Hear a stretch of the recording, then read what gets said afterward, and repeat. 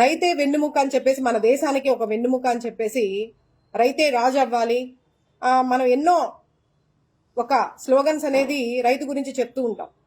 స్కూల్లో కూడా, పిల్లల పాఠాల్లో కూడా మనం ఒక రైతుని రాజులా చూడాలి, మన దేశానికి ఒక వెన్నుముక అని చెప్పేసి, అన్నదాత, ఆయన లేనిదే మనకి అంటే రోజు గడవదని చెప్పేసి ఎన్నో విధాలుగా అన్నపూర్ణ, పర్టికులర్గా మన ఆంధ్రప్రదేశ్ని అన్నపూర్ణ అని కూడా మనం పేరు పెట్టి పిలుస్తూ ఉంటాం.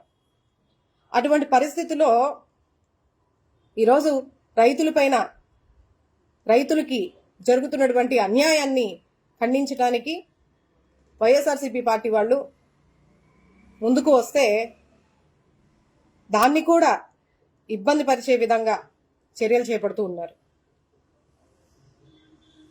గతంలో రైతు భరోసా అమౌంట్ కన్నా, వాళ్ళకి ఇచ్చే అమౌంట్ కన్నా ఎక్కువ ఇస్తానని చెప్పేసి, అన్నదాత సుఖీభావ అని చెప్పేసి 20,000 ఇస్తామని చెప్పేసి వాపోయినటువంటి మన ప్రజాప్రతినిధులు ఈరోజు రైతులకి ఏ విధమైనటువంటి హామీని నెరవేర్చారు.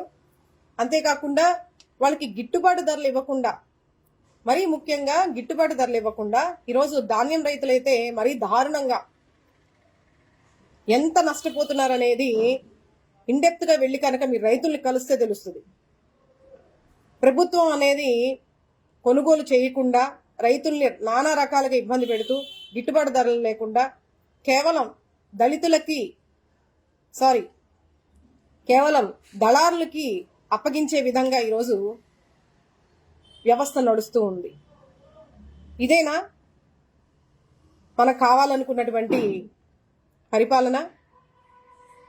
రైతుని కష్టపెట్టకూడదు, రైతుని కన్నీరు పెట్టించకూడదని చెప్పేసి మాట్లాడుకునే మనము ఈరోజు వాళ్ళకి గిట్టుబాటు ధర లేకుండా చాలా దారుణంగా ధాన్యాన్ని రోడ్లపైన ఆరపోసి, తడి ఉందని చెప్పేసి ఏదో ఒక వంకతో ప్రభుత్వం కొనుగోలు చేయకుండా కేవలం దళారుల వ్యవస్థ నడుస్తూ, మిల్లర్ల వ్యవస్థ నడుస్తూ రైతులందరూ కూడా చాలా ఇబ్బందులకి గురవుతూ, ఇంకా గతి గత్యంతరం లేకుండా వాళ్ళకే అప్పచెప్పే విధంగా ఈరోజు ప్రభుత్వం నడుస్తూ ఉంది.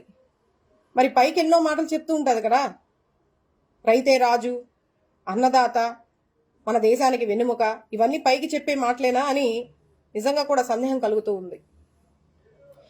వైఎస్ఆర్ జిల్లాలో కిలో టమోటా ధర చూసుకుంటే కనుక రూపాయికి కొనుగోలు చేసినటువంటి పరిస్థితి.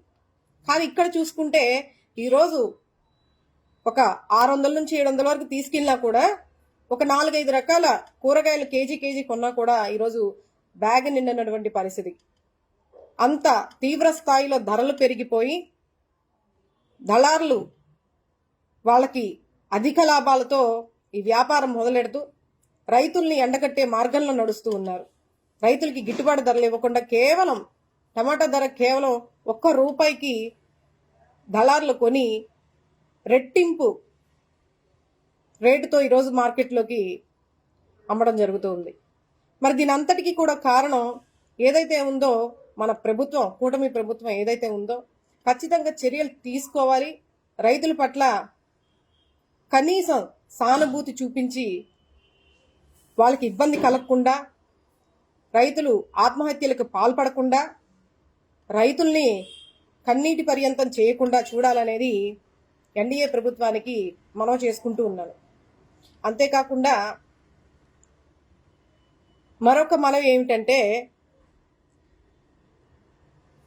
రైతుల పోరుబాట అనేది ఒక రైతుల పక్షాన నిలబడి ఈరోజు వైఎస్ఆర్సీపీ పార్టీ స్టెప్ తీసుకొని ప్రజలకి, రైతులకి అండగా నిలబడాలనే ఉద్దేశంతో కార్యక్రమాన్ని మొదలెడితే దానిని కూడా అడ్డుకించే ప్రయత్నం మొదలెడుతూ ఇదే రోజున పిల్లల స్కూల్స్ అన్నిటికీ కూడా సెలవును ప్రకటించడం అనేది ఒక ఆశ్చర్యానికి గురి చేస్తూ ఉంది. మరి ఇది కావాలని చేస్తున్నారా, లేదంటే నిజంగానే మీరు ప్రజల పట్ల ఉండి ప్రజలకి న్యాయం జరిగే విధంగా మీరు పోరాడడానికే చేస్తున్నారా అనేది మన కూటమి ప్రభుత్వానికి ఒక విన్నపాన్ని తెలియజేస్తూ ఉన్నాను. నారా చంద్రబాబు నాయుడు గారు ఈరోజు ఏదో సమావేశం ఉందని చెప్పేసి సడన్గా స్కూల్స్ అన్నిటికీ కూడా సెలవులు ప్రకటించడం జరిగింది.